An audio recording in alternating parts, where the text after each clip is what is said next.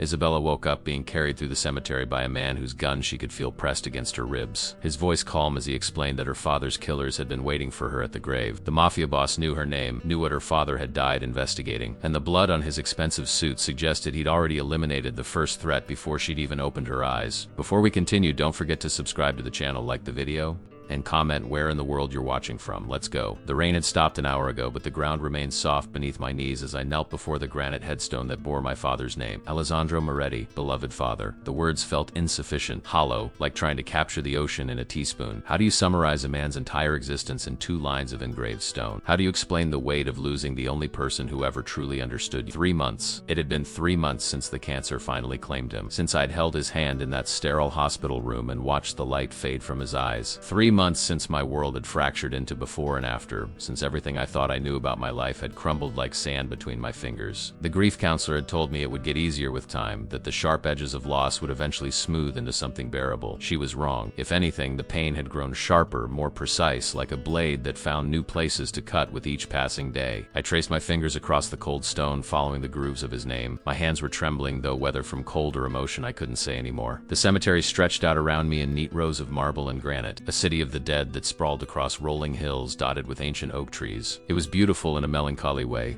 Peaceful, the kind of place that made you think about eternity and the brevity of human existence. Dad would have appreciated the irony.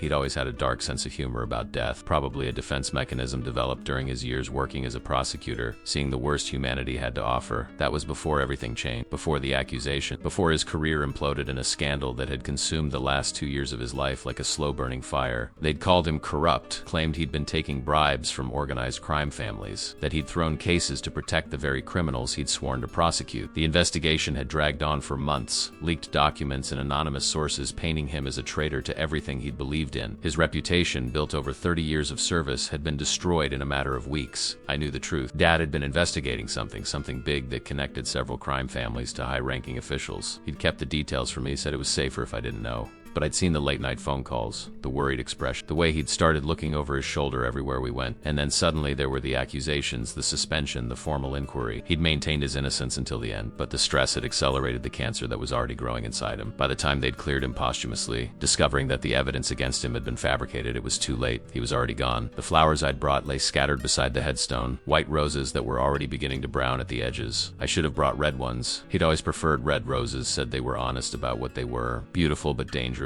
demanding respect. White roses were what you brought to apologize, to seek forgiveness, and I had nothing to apologize for. Nothing except maybe being too weak to help him, too naive to understand what he was facing, too young to protect him from the forces that had destroyed him. 24 years old, and I felt ancient. The past 3 months had aged me in ways that had nothing to do with the calendar. I had dropped out of law school, the same program Dad had graduated from decades earlier. How could I study justice in a system that had failed him so completely? My apartment sat half-packed, boxes everywhere, because I couldn't decide whether to stay in the city that had destroyed my father or run somewhere new and try to forget. But you can't forget. The grief follows you like a shadow, shape-shifting but never disappearing, always there when you turn around. The sun was setting behind the hills, painting the sky in shades of orange and purple that Dad would have called God's apology for the darkness to come. I found myself talking to him the way I had every evening since the funeral, telling him about my day, about the job interviews I'd bombed because I couldn't focus, about Mom who'd remarried 6 months after his death and moved to Florida with her new husband, about the emptiness that had taken up residence in my chest where my heart used to be. That's when the first sob broke free. I'd been holding it in for weeks, maintaining the composed facade that everyone expected. Something about the fading light and the quiet cemetery and the absolute finality of that granite stone broke something inside me. The tears came in waves, violent and overwhelming, kind of crying that steals your breath and makes your chest ache. I pressed my forehead against the cold stone, my hands gripping the edges of the headstone like it was the only solid thing in a world that had turned to quicksand. "I'm sorry," I whispered through the tears. "I'm so sorry I couldn't save you. I'm sorry I didn't understand what was happening until it was too late. I'm sorry you died thinking you'd failed, that your life's work had been reduced to scandal and shame. I'm sorry I wasn't strong enough to be what you needed me to be." The world started to spin. I realized distantly that I hadn't eaten anything since yesterday morning, that I'd been running on coffee and adrenaline and the stubborn refusal to acknowledge my own physical needs. The cemetery tilted sideways, the neat rows of headstones blurring into abstract shapes. I tried to stand, to catch myself, but my legs had stopped responding to command. The last thing I registered before darkness claimed me was the feeling of falling, of gravity finally asserting its dominance. and the vague hope that maybe I'd just sleep here beside Dad's grave until someone found me or I faded away entirely. Consciousness returned slowly in fragments that didn't quite make sense. Strong arms beneath me, the smell of expensive cologne mixed with cigarette smoke, the sensation of movement. I tried to open my eyes, but they felt weighted, my eyelids refusing to cooperate. A voice spoke above me, deep and measured, with an accent I couldn't quite place. Italian maybe, or something similar, the words carrying an authority that suggested he was used to being obeyed. "Get the car. We need to move before anyone sees." Another voice, younger, more hesitant. "Boss, maybe we should call an ambulance. She needs medical attention. She needs protection. Look at the name on that headstone. This is Alessandra Moretti's daughter." The name registered through my fog. They knew my father, but how? And why did that matter? I tried to form words to demand answers, but my mouth wouldn't cooperate. My body felt disconnected from my brain, like I was piloting a machine with faulty controls. The movement stopped. I heard a car door open, felt myself being settled into soft leather seats. The person holding me adjusted my position with surprising gentleness, making sure my head was supported, that my dress was arranged properly. Hands that could have been brutal were instead careful, almost protective. It was surreal, being carried by a stranger through a cemetery while barely conscious. But something about those arms felt safer than anywhere I'd been in months. The car door closed. An engine purred to life. Expensive and well-maintained. We began moving, the suspension so smooth I could barely feel the road beneath us. I managed to force my eyes open to slits, catching glimpses of the interior. Luxury vehicle, probably German, with leather and wood paneling that spoke of serious money. My rescuer or captor,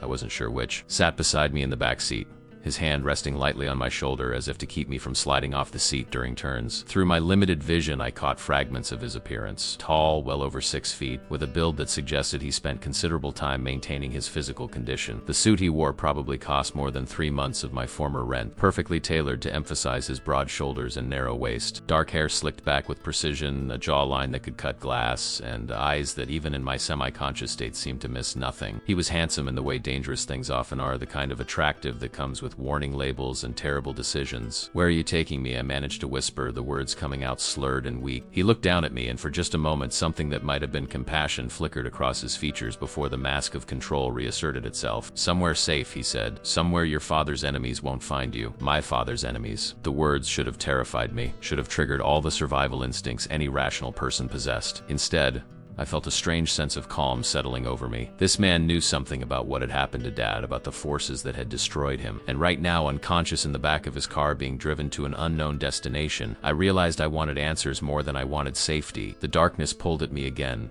offering the sweet escape of oblivion as I slipped back into unconsciousness. And I found myself hoping I'd wake up somewhere with answers, somewhere I could finally understand why my father had died, and why this stranger seemed to think I needed protection from enemies I didn't even know I had. And the first thing I became aware of was softness. Sheets that felt like they cost more than my monthly student loan payment. A mattress that seemed to cradle my body with the kind of support that suggested orthopedic engineering and serious investment. The second thing was the smell, not the antiseptic sterility of a hospital, but something warmer, more personal. Cedar and leather mixed with that same expensive cologne I'd registered in the car. The third thing was the ache in my head, a dull throb that pulsed in time with my heartbeat, reminding me that I'd collapsed without eating. That grief and malnutrition made terrible bedfellows. I forced my eyes open slowly, letting them adjust to the dim lighting that filtered through heavy curtains. The room was enormous, easily 3 times the size of my entire apartment, decorated in masculine tones of charcoal and navy with accents of brass and dark wood. Everything spoke of wealth. Not the nouveau rich ostentation of people trying to prove something, but the quiet confidence of generational money that had stopped needing validation decades ago. Original artwork hung on the walls, pieces I recognized from my art history classes as legitimate investments rather than decorative choices. A sitting area near the windows featured leather chairs that probably cost more than a decent used car. This was not a hospital. This was someone's home, someone with resources that made my modest upbringing look like poverty by comparison. I sat up carefully, testing my body's response. The dizziness had faded,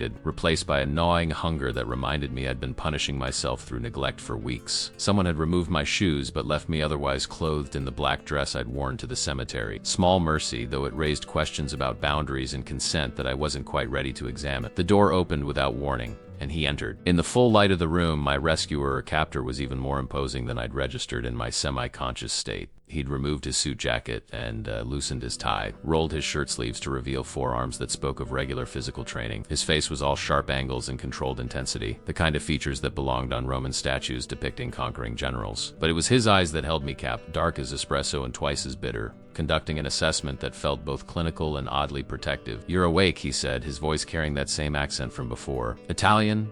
Definitely, but educated. The rough edges smoothed by years of practice. How do you feel? Like I was kidnapped from a cemetery, I managed, proud that my voice came out stronger than I felt. Who are you and why am I here? A ghost of a smile touched his lips, there and gone so quickly I might have imagined it. Direct. Your father said you inherited his backbone along with his eyes. He moved to the sitting area, pouring water from a crystal pitcher into a glass with the kind of practiced ease that suggested this was his room, his sanctuary. You need to drink this and then eat something before we talk. Dehydration and starvation make poor companions for the conversation we need to have. The fact that he'd mentioned my father should have been my primary focus. But instead I found myself cataloging details about him the way Dad had taught me to observe people, the way he moved with predatory grace, economical and precise, the slight bulge under his left arm that suggested a shoulder holster, the expensive watch on his wrist that probably cost more than a year of my tuition, the ring on his right hand, ornate gold with what looked like a family crest. Everything about him screamed danger wrapped in expensive packaging. I'm not drinking anything until you tell me who you are and how you knew my father. He considered this, his dark eyes studying me with an intensity that made my skin prickle with awareness. Fair enough. My name's Dante Salvatore. I'm what your father would have called the head of an organized crime family, though I prefer to think of myself as a businessman who operates in markets that society has deemed illegal. Your father and I had an arrangement. The words hit me like physical blows. Organized crime. The very accusation that had destroyed Dad's reputation, that had poisoned his final years with suspicion and shame. And here was a man claiming they'd had an arrangement, confirming everything the investigation had suggested, except Dad had been cleared posthumously. The evidence had been fabricated unless it hadn't been, unless there was truth hidden beneath layers of lies and I'd been too naive to see it. You're lying, I said, but the conviction in my voice wavered. My father spent his career prosecuting people like you. He would never work with organized crime. Dante set the water glass on the side table and settled into one of the leather chairs with the easy confidence of a man completely comfortable in his own domain. Your father was investigating a network of corruption that connected my family's rivals to judges, prosecutors, and police officials throughout the city. He came to me 6 months before the accusations started, said he needed information that only someone inside the world could provide. We had an agreement. I gave him intelligence. He agreed to look the other way on certain business operations that didn't involve violence or coercion. The explanation was too specific to be a complete fabrication, too detailed to be something he'd invented on the spot, but accepting it meant acknowledging that everything I thought I knew about my father's integrity was built on incomplete information. It meant Dad had compromised his principles, had made deals with criminals in pursuit of some greater justice. The cognitive dissonance made my head ache worse. Why should I believe you? Because the same people who fabricated evidence against your father to stop his investigation are now interested in you. Because you're Alessandro Moretti's daughter and they assume he told you things, gave you information that could resurrect his work and destroy them. Because 3 hours ago, 2 men were watching you at the cemetery. Men who don't work for me and have a history of making inconvenient people disappear. The casual way he delivered this death sentence made my blood run cold. I'd been so consumed by grief that I hadn't considered I might be in danger, that Dad's enemies might see me as a threat. The implications cascaded through my mind like falling dominoes. I've been vulnerable, alone, completely oblivious to surveillance. If Dante was telling the truth, I'd been easy prey for people who killed without hesitation. I don't know anything, I said quietly. Dad never told me about his investigation. He said it was safer if I didn't know. Dante's expression softened almost imperceptibly. He was protecting you the only way he knew how, but his enemies won't believe that. To them, you're either a source of information or a message to anyone else who might consider continuing his work. A woman appeared in the doorway, mid-30s with elegant features and intelligent eyes that reminded me of a professor I'd admired in undergrad. She carried a tray laden with food, simple fare but clearly prepared with care. Soup,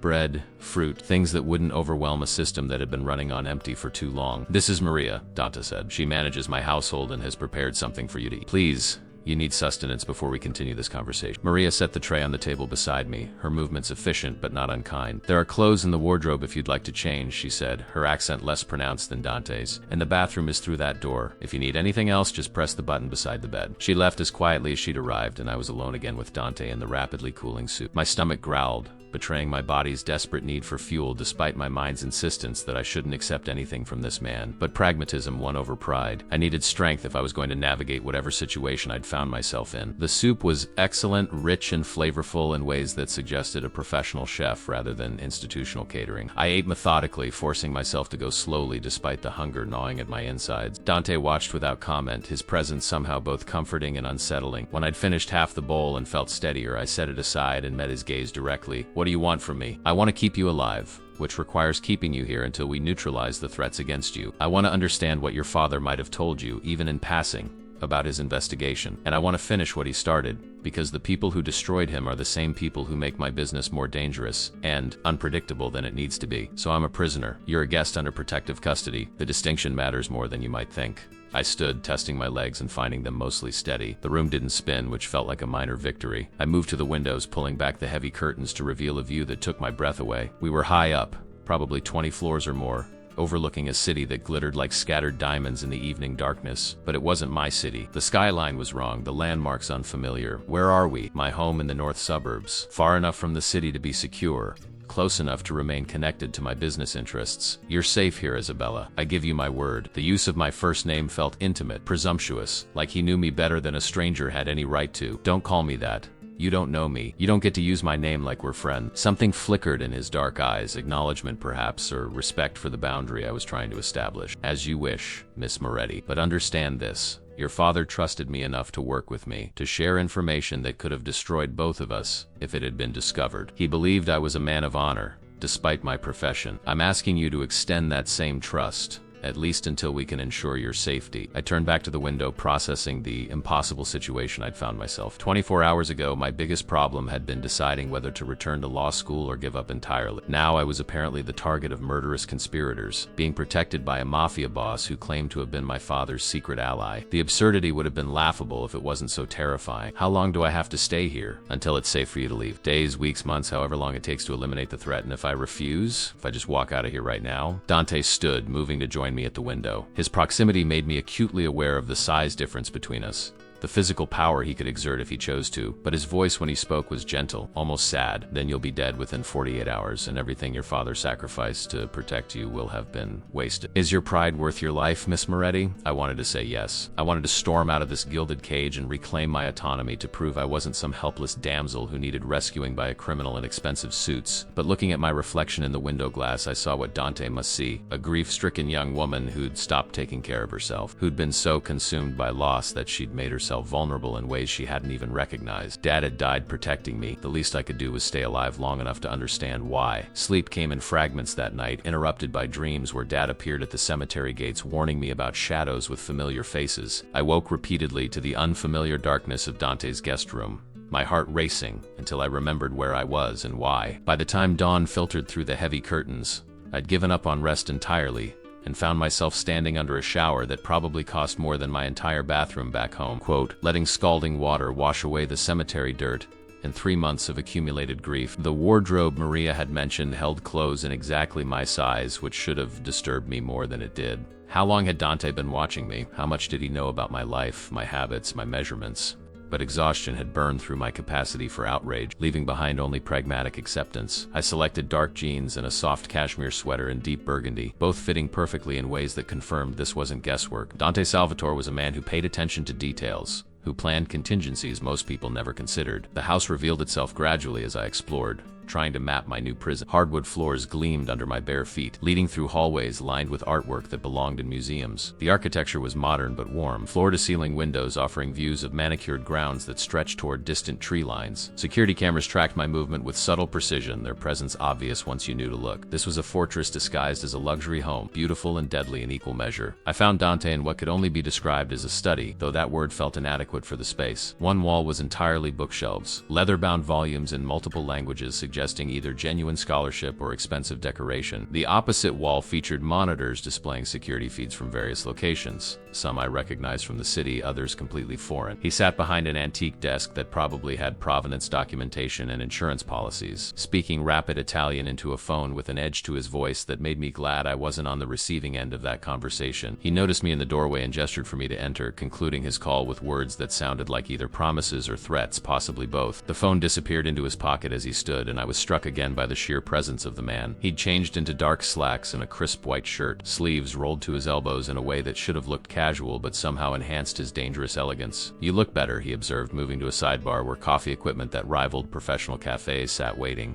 How did you sleep? An interval. Turns out being told you're a murder target makes quality rest difficult. That hint of a smile again, there and gone like sunlight through clouds. Understandable. Coffee? I nodded, watching as he prepared 2 cups with the practiced efficiency of someone who'd done this thousands of times. The ritual was oddly domestic, at odds with everything else about him. When he handed me the cup, our fingers brushed briefly, and I felt an unexpected jolt of awareness that had nothing to do with fear and everything to do with the kind of attraction that came with warning labels. "We need to talk about your father's investigation," Dante said, settling into one of the leather chairs and gesturing for me to take the other. What he was working on, what he discovered, and why it got him killed. The blunt assessment stole my breath. Got him killed. Not died from cancer, not lost his battle with illness. Got him killed. As if the disease had been a weapon rather than a tragedy. The cancer killed him. The stress of fighting fabricated charges while battling cancer killed him. The people behind those charges knew exactly what they were doing. Destroy his reputation, isolate him from allies, force him to exhaust his resources fighting multiple fronts. They couldn't risk direct assassination because he'd built too many safeguards. But they could create conditions where his own body became the weapon. I sank into the chair, the coffee suddenly bitter on my tongue. This was the truth I'd been avoiding. The knowledge that Dad's death hadn't been random cellular mutation but murder by proxy. The pharmaceutical precision of it made my stomach turn. "Tell me what you know," I said quietly. "Tell me everything." Dante pulled out a tablet, tapping the screen to life with practiced ease. Files appeared, documents and photographs that told a story of corruption so vast it made my head spin. "Your father discovered a network connecting the Caruso family, one of my rivals, to various officials throughout the city. Judges who fixed cases, police who looked the other way, prosecutors who lost evidence. They'd created a system where crime operated with institutional protection." He swiped through images showing men in expensive suits at restaurants, at charity galas, at private clubs. Some faces I recognized from news coverage, public figures with reputations for integrity. Others were strangers, but their body language in these photographs spoke volume. These weren't chance encounters, but coordinated meetings, business being conducted in plain sight because no one was looking. Alessandro came to me because he needed someone inside the world to confirm his suspicions, to provide testimony that could break the network. We made an arrangement. I gave him information about Caruso operations, connections he could verify through legitimate channels. In exchange, he agreed that certain elements of my business would remain outside his investigation. What elements? Dante met my gaze steadily. No shame or evasion in those dark eyes. My family controls several restaurants, nightclubs, and import businesses. Some are entirely legitimate. Others serve as fronts for gambling operations and other ventures that don't involve violence or coercion. Your father and I disagreed philosophically about many things, but we both believed there was a distinction between consensual vice and predatory crime. He was willing to prioritize the latter, so my father compromised his principles to work with you. Your father made a pragmatic choice to focus on the greater evil. The Caruso family deals in things I won't touch. Human trafficking, forced prostitution, drugs that destroy entire communities. They have no code, no honor, no lines they won't cross. Alessandro understood that sometimes you need to work with one devil to defeat a worse one. The rationalization was too neat, too convenient. But looking at the files spread across Dante's tablet, I couldn't deny the evidence. The Caruso operations were brutal in ways that made traditional organized crime look almost benign by comparison. And Dad had always been pragmatic, had always believed in choosing battles based on impact rather than ideology. What happened when they discovered what he was doing? Dante's expression darkened, something dangerous flickering in his eyes. Someone in my organization betrayed us. They leaked information about our arrangement to Caruso, who then fed it to his contacts in law enforcement. Except they changed the context, made it look like Alessandro was taking bribes rather than gathering evidence. The fabricated documents were good enough to launch an investigation, and once that started, the cancer was already spreading through his body. Who was the traitor? Dead. I handled it personally once I confirmed his involvement. The casual admission of murder should have horrified me. Instead, I felt a savage satisfaction that someone had paid for what happened to Dad. The realization disturbed me more than Dante's confession. I was already adjusting to the moral landscape of his world, already accepting violence as a natural consequence rather than a tragedy to be prevented. Does the name Vincent Caruso mean anything to you? Dante asked, pulling up a photograph of a man in his 50s with silver hair and expensive dental work. I studied the face, searching my memory for any recognition. He looks familiar, but I can't place him. He's been at several of the same functions your father attended. Charity galas, legal conferences, community events. They were photographed together at least 6 times over the past 3 years, always seeming like casual acquaintances making small talk, meaning they weren't casual acquaintances, meaning Vincent Caruso was studying his enemy, learning his patterns, identifying vulnerabilities. Your father knew this, played along to gather his own intelligence. But Isabella. Dante leaned forward, his intensity making me lean back instinctively. Vincent has been asking questions about you, about your mother's remarriage and move to Florida, about your sister who doesn't exist but who he seems to believe you care deeply about your daily routines and vulnerabilities. I don't have a sister, exact means he's either misinformed or testing theories, trying to understand what leverage might work against you. Either way, it confirms you're on his radar as a potential threat or source of information. The coffee in my hand had gone cold, but I couldn't seem to set it down. My fingers gripped the cup like a lifeline, something solid in a reality that kept shifting beneath me. What do they think I know? Whatever Alessandro might have told you before he died. Records, evidence, names. They can't risk that you have information that could resurrect his investigation, but I don't have anything. Dad never told me details. He kept me separate from all of this. Dante stood, moving to the windows that overlooked his perfectly maintained grounds. I know that, you know that, but Vincent Caruso doesn't know that, and even if he suspects it's true, he can't afford to leave loose ends. In his world, insurance means elimination. The clinical way he discussed my potential murder made my skin crawl. So what's the plan? I stay here forever, hiding from people who want me dead for information I don't have. The plan is we give them what they want, just not the way they expect. Dante turned back to me and I saw something in his expression I hadn't noticed. Calculation mixed with something that might have been respect. You're Alessandro Moretti's daughter. You inherited his intelligence, his ability to read people, his talent for strategy. You dropped out of law school, but you completed 2 years of criminal justice coursework with honors. You understand how investigations work, how evidence chains are constructed, how prosecutions are built. How do you know all this? Because I make it my business to know everything about people who matter. And you matter because your father mattered. He saved my life once, years ago, warned me about an assassination attempt from a rival family. I owe him a debt that death doesn't erase. Protecting you is part of that debt, but helping you finish his work would settle it completely. I stood, needing to move, to burn off the nervous energy building in my chest. You want me to become bait, to draw out Vincent Caruso and his network. I want you to become something more valuable than bait. I want you to become a weapon. Your father gathered evidence, but he never got the chance to weaponize it properly. We can change that. We can finish what he started, but only if you're willing to step into the role he was training you for, even if neither of you realized that's what was happening. The proposal was insane. I was a law school dropout who'd been barely functional for the past 3 months. Not some trained operative ready to take down criminal conspiracies, but looking at the files on Dante's tablet, seeing my father's careful documentation and strategic planning, I realized he had been preparing me in subtle ways. The dinner conversations about legal theory and prosecutorial strategy, the questions about human behavior and motivation, the case studies he'd shared over wine, asking for my analysis and insight. He'd been teaching me to think like an investigator without ever making it formal instruction. What exactly are you proposing?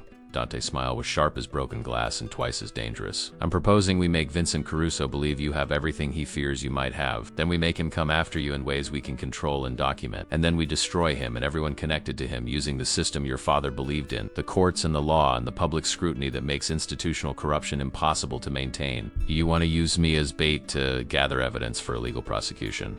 I want to partner with Alessandro Moretti's daughter to finish what he started and ensure his death meant something. The question is whether you have the courage to say yes. 3 days in Dante's fortress had taught me more about organized crime than 2 years of law school ever could. The theoretical frameworks I'd studied in textbooks bore little resemblance to the reality unfolding around me. Dante's operation was simultaneously more brutal and more sophisticated than academic analysis suggested. A corporation built on violence and loyalty in equal measure, operating with the kind of strategic planning that would have impressed any legitimate business executive. Maria had become my unexpected guide to this world, answering questions with the patient pragmatism of someone who'd long ago accepted the moral compromises required by her employment. She'd worked for Dante's family for 15 years, starting as a housekeeper and gradually ascending to household manager as she proved her discretion and competence. Her loyalty was absolute, but it came from genuine respect rather than fear, which told me something important about the man I'd agreed to work with. He's not like his father was, Marie explained over breakfast on the third morning, setting down fresh pastries that smelled like heaven. Antonio Salvatore ruled through fear and intimidation. Dante understands that true power comes from making people want to follow you rather than forcing their compliance. He has rules, lines he won't cross, which makes him unusual in this business.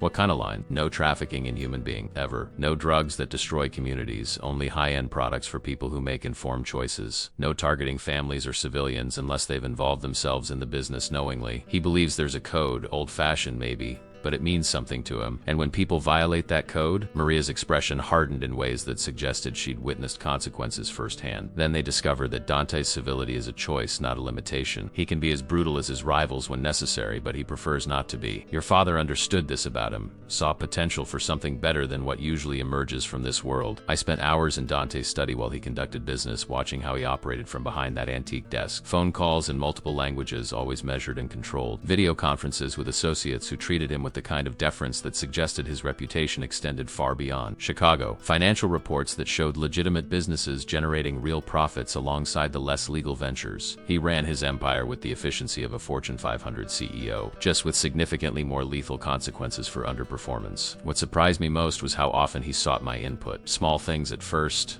asking my impression of people during video calls, testing whether I could read the micro-expressions and body language that revealed deception or loyalty. I'd taken a behavioral psychology course as an elective, never imagining those skills would be useful in criminal enterprise, but Dante found applications I'd never considered. "The man in the Miami feed," he said during one conference call he'd muted. "The one on the right, what do you see?" I studied the screen, cataloging details the way Dad had taught me. Excessive blinking, tension around the mouth, hands that kept moving to his collar. He's lying about something. Not necessarily about everything, but there's deception in his baseline behavior. Dante unmuted the call, his voice carrying casual authority. "Forgive the interruption, gentlemen, but I need clarification on the shipment schedules you've just outlined. Perhaps we could review the actual documentation rather than relying on memory." The man I'd identified stammered through an explanation that quickly revealed discrepancies in his previous statements. By the end of the call, Dante had uncovered an embezzlement scheme and issued instructions that made clear such betrayal wouldn't be tolerated. After disconnecting, he turned to me with an expression that might have been approval. "Your father had the same gift, seeing what people tried to hide. It's rarer than you'd think and infinitely more valuable than physical intimidation. Is that why you want me involved in the Caruso operation? Because I can read people?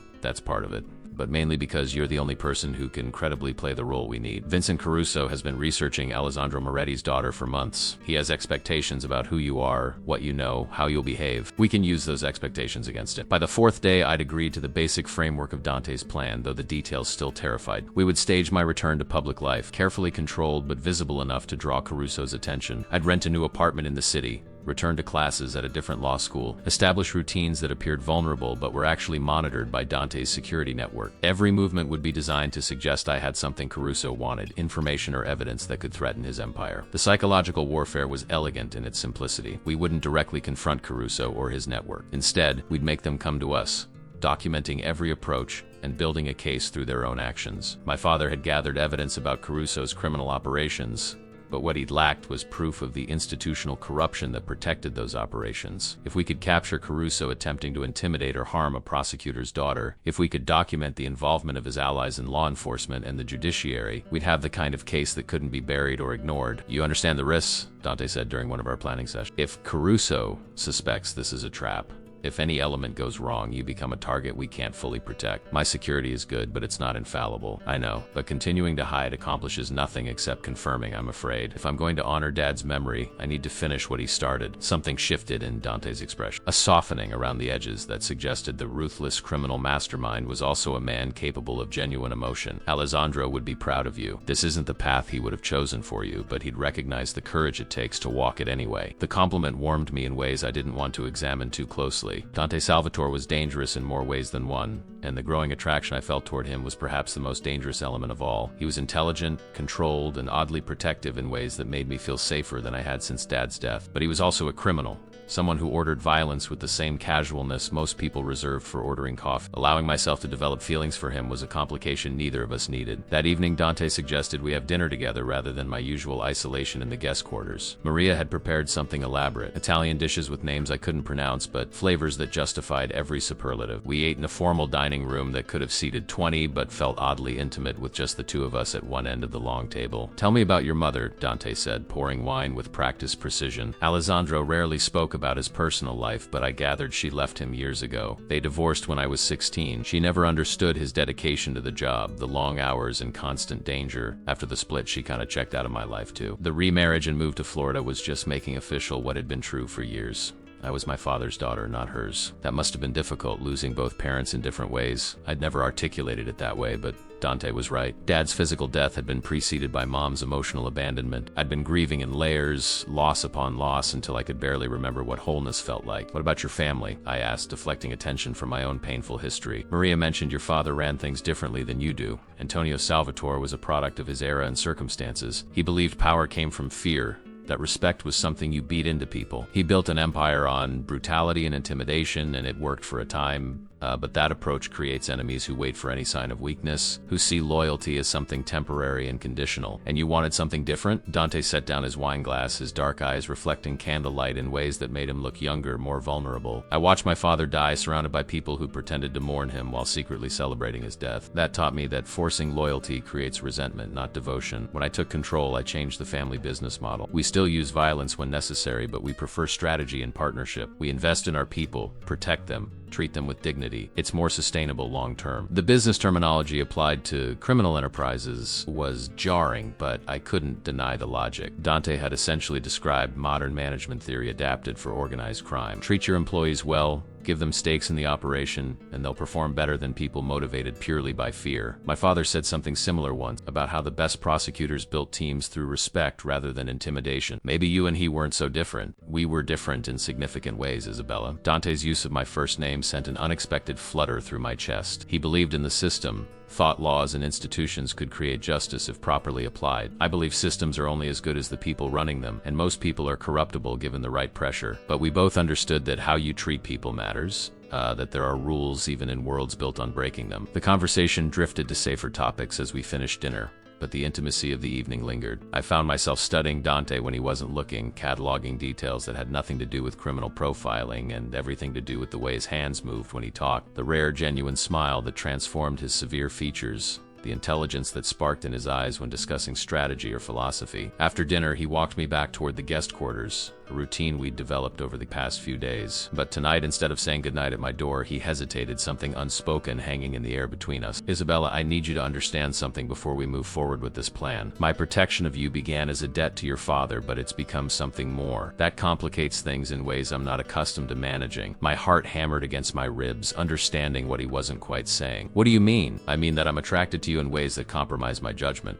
I find myself making decisions based on your safety rather than operational efficiency. That's dangerous for both of us. The admission hung between us, honest and vulnerable in ways that seemed at odds with everything else about Dante Salvatore. I should have stepped back, maintained the professional distance that would keep both of us safe. Instead, I moved closer. Good, I said softly. Because I hate to be the only one confused by whatever this is becoming. His hand found my face, fingers tracing my jawline with exquisite gentleness. This can't happen, Isabella. Not while you're under my protection. Not while you're dependent on me for safety. The power dynamic is too unbalanced. The fact that he recognized this, that he cared about consent and autonomy even in his morally ambiguous world, made me want him more. Then I guess we'll have to wait until after we destroy Vincent Caruso and his network. Consider it motivation to succeed. That sharp smile I'd come to recognize, dangerous and beautiful in equal measure. You're playing with fire. I've been dead inside for 3 months. Maybe fire is exactly what I need to feel alive again. The apartment Dante secured for me was in Lincoln Park, a neighborhood where young professionals and graduate students mixed with old money in an uneasy but functional coexistence. 2 bedrooms, hardwood floors, windows that overlooked tree-lined streets where joggers and dog walkers maintained the illusion of normal urban life.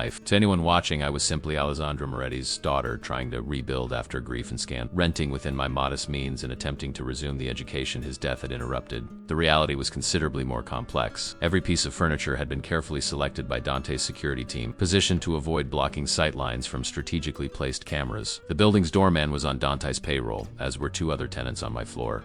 The coffee shop across the street where I'd supposedly discovered my new favorite morning ritual was owned by one of Dante's legitimate business ventures, staffed by people who'd been trained to recognize threats. I was living inside a carefully constructed theater set, visible and vulnerable to outside observation while actually surrounded by layers of protection most people couldn't detect. My return to Northwestern Law School had been arranged with administrative efficiency that suggested Dante's influence extended into academic institution. Compassionate leave for family tragedy, they'd called it, welcoming me back with the kind of supportive bureaucracy that made me wonder how many strings had been pulled behind scenes I'd never see.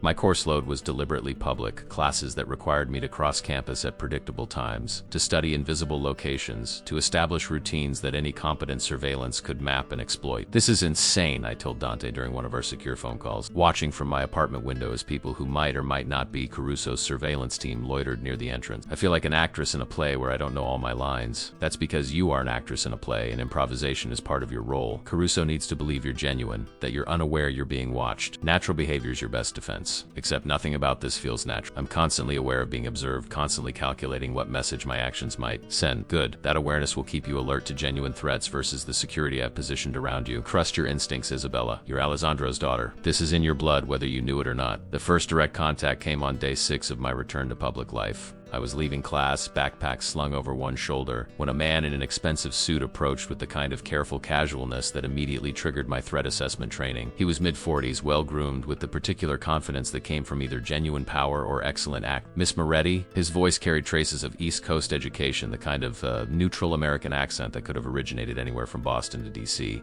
I'm Robert Chun, attorney with Morrison & Associates. I represent certain parties who knew your father professionally. I shifted my backpack, using the movement to check for Dante's nearest security personnel. 2 of them were visible, positioned at angles that suggested they could reach me in seconds if this went wrong. Do you make a habit of ambushing law students outside their classes, Mr. Chun? A practiced smile, apologetic but not particularly sincere. I apologize for the unconventional approach. Your father's former colleagues are concerned about you, wanted to ensure you were managing after such a traumatic loss. Perhaps we could grab coffee. There are matters regarding Alessandro's estate that might. The script was obvious even to someone with my limited experience. Establish rapport, suggest shared concern, create a situation where refusing would seem unreasonable. I'd studied these manipulation tactics in my psychology courses, never imagining I'd be defending against them in real life. My father's estate was handled through his attorney, Marcus Golden. If there are legitimate matters requiring attention, they can contact me through proper channels. Something flickered in Chun's eyes. Frustration, maybe, or recalculation. Of course, though I should mention that some items of your father's work product have surfaced, documents that certain parties believe might be in your possession or interest. These matters can be quite complex, legally speaking. The threat was subtle but unmistakable. They wanted me to know they were aware of Dad's investigation, that they believed I might have access to his evidence. This was the opening move in what would become an increasingly aggressive campaign to either secure my cooperation or eliminate the threat I represented. I'm a first-year law student, Mr. Chun. My father's professional work was always kept separate from family matters. But I appreciate your concern. I'm sure if anything relevant emerges, proper authorities will be notified through appropriate legal channels. His smile froze, professional courtesy over calculation. Of course, my card, should you need representation or simply want to discuss your father's legacy with people who understood his work. The business card was expensive stock, embossed lettering, all the markers of legitimate practice. But when I researched Morrison & Associates later, I discovered they specialized in representing clients with ties to organized crime, using attorney-client privilege as a shield for criminal conspiracy. Robert Chun was essentially a messenger service with a law degree, delivering threats wrapped in professional courtesy. That evening's debrief with Dante confirmed what I'd suspected. Chun works for Vincent Caruso's network, he explained, pulling up files that showed connections between Morrison & Associates and various Caruso enterprises. Approach means they're still in assessment phase, trying to determine what you know and how vulnerable you are to pressure before escalating to direct threats. What comes after assessment? Intimidation. They'll make it clear that cooperation is preferable to resistance, usually through increasingly aggressive contacts and subtle demonstrations that they know details about your life. If that doesn't work, they move to actual violence, though usually against property first. Make it clear they can hurt you without actually crossing lines that would trigger serious law enforcement response. And we just let this happen? Let them escalate until they incriminate themselves enough for prosecution. Dante's expression carried the weight of experience I couldn't match. We document everything, build our case carefully, and when they finally commit to direct action, we ensure it's captured in ways that can't be explained away or buried by their allies in the system. Your father spent 2 years gathering evidence about Caruso's operations. We're going to use you to gather evidence about the corruption that protects those operations. The calculated use of my vulnerability should have angered me more than it did. But I'd agreed to this role knowing the risks, understanding that my safety was less important than finishing what Dad had started. Still, the reality of becoming bait was different from the abstract concept we discussed in Dante's study. The second contact came 3 days later, more aggressive than Shun's careful approach. I arrived at my apartment to find the door unlocked. Nothing obviously stolen, but everything slightly disturbed in ways that made clear someone had been through my belongings. Drawers opened and not quite closed correctly. Books reshelved in wrong order. My laptop moved 6 inches from where I'd left it. Professional search conducted by people who wanted me to know they'd been there. I called Dante immediately, my hands shaking despite the security personnel I knew were monitoring my building. They were in my apartment. They went through everything. I know. His voice carried grim satisfaction rather than concern. We have them on camera. 4 men. Professional break-in executed during your class schedule. They planted 3 listening devices that we're letting them believe are functional, feeding carefully crafted conversations through them while actually communicating through secure channels they haven't detected. The sophistication of Dante's counter-surveillance was both reassuring and terrifying. He'd anticipated this move, planned for it, and probably hoped for it because it represented Caruso's people committing crimes we could document, as a chess piece being moved across a board where both sides thought they were winning. What did they take? Nothing. They were looking for your father's files, evidence you might have inherited. The fact that they found nothing will frustrate them, make them believe you've hidden materials somewhere else, or that you're more sophisticated than they assume. It pushes them toward more aggressive action. I sank onto my couch, the violation of my space settling over me like physical weight. How long does this continue? How many times do they get to threaten me, invade my privacy, make me feel unsafe in my own home before we have enough evidence? As long as it takes. Dante's honesty was brutal but appreciated. I won't lie to you, Isabella. This will get worse before it gets better. But every contact they make, every threat they deliver, every illegal action they take builds our case. Your father documented their crimes. We're documenting their corruption and their attempts to silence his daughter. When we finally move against them, it won't be something their allies can bury. That night, I couldn't sleep in the apartment that had been violated. Dante sent a car and I found myself back at his estate, sitting in the study while he was security reports and business cons. The familiar surroundings offered comfort I couldn't find in my carefully staged apartment, and his presence provided safety that had nothing to do with his security personnel and everything to do with the man himself. Around midnight, he set aside his work and poured 2 glasses of whiskey, settling into the chair beside mine. You're doing remarkably well, considering. Most people would have broken by now. Demanded we end this operation and find another approach. Most people didn't watch their father die knowing he'd been murdered by the system that was supposed to protect him. Most people don't have the same rage burning inside them that makes patience feel impossible but necessary. Dante studied me with those dark eyes that saw too much. Your father would recognize that fire. He had it too, that absolute conviction that justice mattered even when the cost was personal. It's what made him dangerous to people like Caruso. And it's what makes you dangerous now. Dangerous feels optimistic. Right now I feel like an amateur pretending to understand a game with rules I'm still learning. You're learning faster than anyone I've worked with. Your instincts are sound, your analysis sharp, your ability to maintain composure under pressure remarkable. Alessandro trained you better than either of you realized. The compliment warmed me in ways that had nothing to do with the whiskey. Dante's approval had become important to me, more important than professional respect probably should be. The line between working relationship and something deeper had been blurring since that moment outside my guest room door. And sitting here in the quiet darkness of his study, I felt it dissolving completely. Dante, I said quietly, when this is over, when Caruso is neutralized, and I'm no longer dependent on your protection, I want to finish the conversation we started. What conversation? The one about why you make decisions based on my safety rather than operational efficiency. The one about attraction and complicated feelings and power dynamics that need to be resolved before we can explore whatever this is becoming. His hand found mine in the darkness between our chairs, fingers intertwining with surprising gentleness. When this is over, Isabella, we'll have that conversation, and others. But right now, I need you focused on survival and justice, not on feelings that could distract you from threats you can't afford to miss. He was right, of course, but his hand remained in mine, and neither of us seemed willing to break the contact, as if this small intimacy was safe enough to indulge while larger desires remained carefully controlled. The escalation Dante had predicted came 2 weeks later with the kind of precision that suggested military planning, rather than spontaneous intimidation. I was walking across campus between classes when a black sedan pulled alongside me, window rolling down to reveal Vincent Caruso himself. I'd studied his photographs enough to recognize him immediately, that silver hair and expensive dental work, but pictures hadn't captured the cold calculation in his eyes or the predatory smile that suggested he enjoyed this particular hunt. Isabella Moretti, he said, my name in his mouth feeling like a violation. Your father and I had several interesting conversations before his unfortunate passing. I'd hoped we might continue that dialogue, perhaps over dinner this evening. The audacity of the direct approach caught me momentarily off guard, but my training kicked in quickly. Not in the habit of accepting dinner invitations from strangers, Mr. Caruso, especially not those who arrive uninvited and create traffic hazards to issue them. His smile sharpened, amusement mixed with something darker. I admired directness. Your father had the same quality, though it ultimately proved detrimental to his health. I'd hate to see you make similar mistakes out of misplaced loyalty to a dead man's crusade. The threat was no longer subtle, and the surrounding students suddenly felt too far away to offer any meaningful protection. But I knew Dante's security was watching.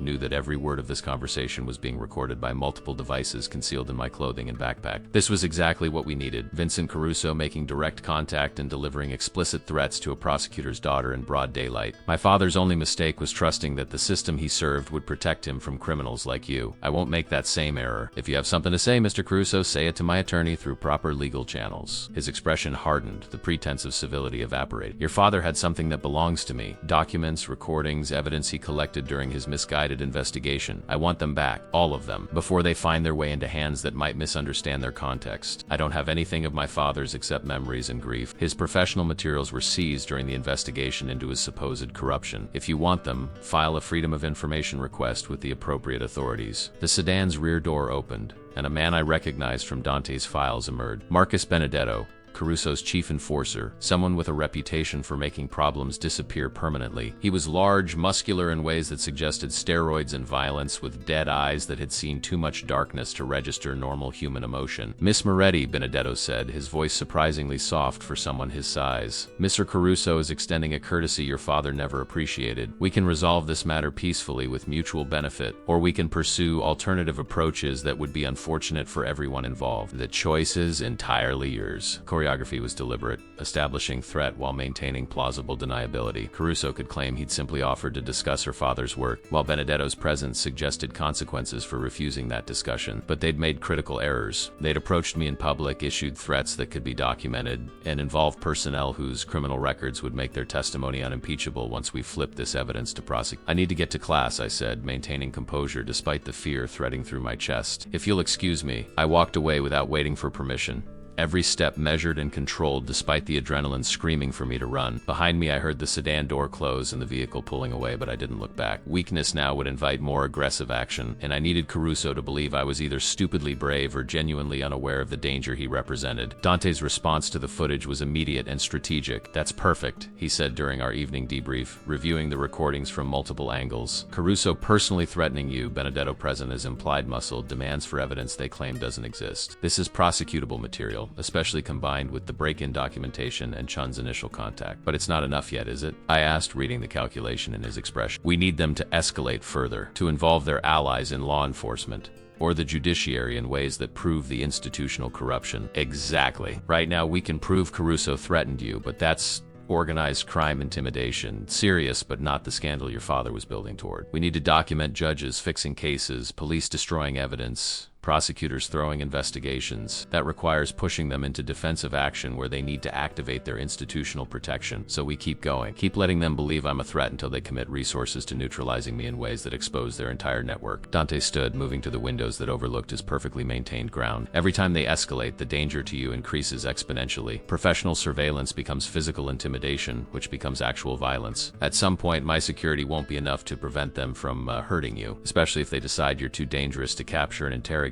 That killing you is simpler than extracting information." The clinical assessment should have terrified me more than it did, but 3 weeks of living inside this operation had recalibrated my fear response. I understand the risks, but Dad spent 2 years building this case, died without seeing it through. If I walk away now, everything he sacrificed becomes meaningless. Something in Dante's expression softened, vulnerability breaking through his usual. "Alessandro loved you more than anything in his life. He would want you safe, not martyring yourself to finish his work. Then he shouldn't have raised me to believe that justice matters more than comfort, that doing the right thing is worth personal cost. I'm my father's daughter, Dante. This is who I am." The admission hung between us, honest and raw. I'd spent 3 months in grief-stricken paralysis, but this operation had given me purpose again, transformed my loss into something that might create meaning. Dad's death would matter if we succeeded, would expose the corruption that had destroyed him and prevented countless others from facing similar persecution. That potential justified risks I'd never have considered for my own safety alone. The next escalation came faster than expected, suggesting Caruso was either more desperate or more confident than Dante had calculated. I returned to my apartment after an evening class to find Marcus Benedetto waiting in my living room, sitting in my chair like he owned the space. The violation was deliberate, designed to strip away any illusion of security I might have maintained. "Miss Moretti," he said without standing, "we need to have a more frank discussion than public settings allow." My hand moved toward the panic button Dante had installed in my jacket pocket, but Benedetto raised his palm in a stopping gesture. "I wouldn't do that if I were you. The police response time to this address is approximately 8 minutes. I can do considerable damage in 8 minutes, and my employer has several officers on the payroll who would ensure any investigation concludes I was never here." The casual admission of police corruption was exactly what we needed,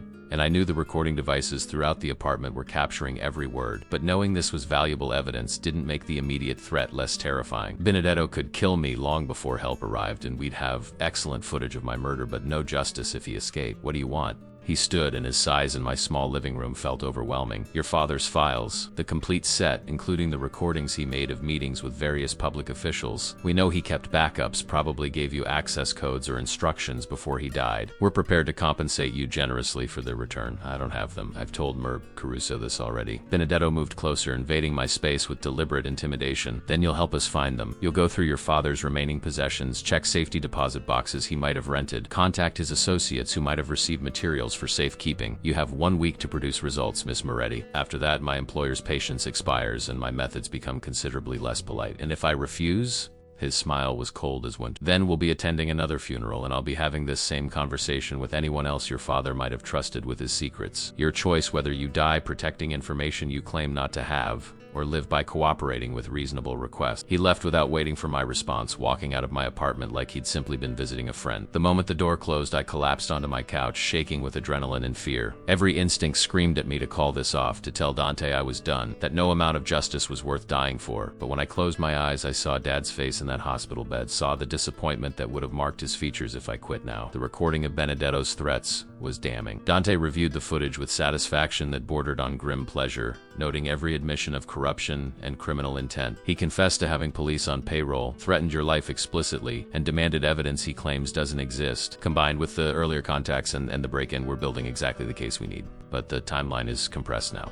1 week before they escalate to actual violence, probably less if Caruso decides I'm more valuable dead than alive, which means we need to force their hand before they're ready. Dante pulled up files I hadn't seen before, documentation that suggested he'd been planning this particular move for weeks. Tomorrow you're going to visit your father's attorney, Marcus Goldman. Very publicly, very obviously. Make sure Caruso's surveillance follows. What am I collecting from Goldman? Nothing real, but a briefcase full of convincing forgeries. Documents that look like your father's case files. Enough to make Caruso believe you've secured the evidence he's desperate to recover. Then you take it back to your apartment and wait for them to make their move. The plan was elegant in its simplicity and terrifying in its execution. We were going to give Caruso exactly what he wanted, or at least make him believe we had, then document his illegal attempts to seize materials that would incriminate him and his network. But it required me to become an even more visible target, to paint a bullseye on my back and trust that Dante's security could protect me when Caruso inevitably sent people to take what they believed I possessed. This is the endgame, isn't it?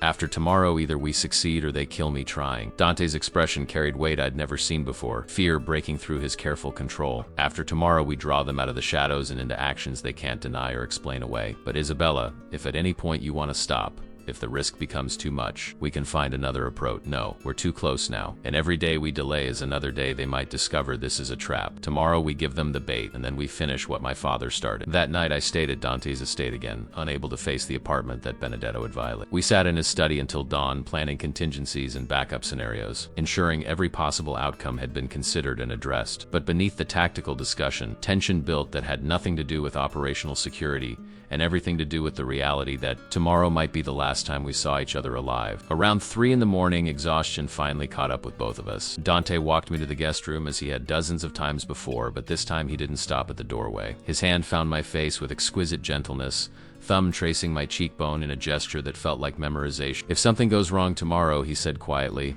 "if I lose you because I put you in this position, I'll never forgive myself." "Then don't lose me," I whispered. "Keep me safe, finish this operation, and then we'll have all those conversations we've been postponed. Deal?" His kiss was gentle and desperate in equal measure, a promise and a goodbye, hope and fear wrapped in physical connection that made my heart race. When we finally broke apart, both breathing hard, his forehead rested against mine in the darkness. Deal. Morning came too quickly, sunlight filtering through curtains I hadn't remembered closing. Someone had covered me with a blanket during the night, and the lingering scent of Dante's cologne suggested he'd stayed longer than strictly necessary, watching over me while I slept. The gesture was oddly protective for a man who orchestrated criminal enterprises with calculated precision, revealing depths of care he rarely allowed himself to express openly. Maria appeared with coffee and a knowing smile that suggested the entire household was aware of the shift in dynamic Dante and me. "He's been in the security room since 5, she said, setting down the tray with her efficiency, running final checks on all the surveillance equipment and communication system. He's more nervous about today than I've ever seen him before in operation." The admission was revealing. Dante Salvatore, criminal mastermind who faced rival families and law enforcement with equal composure,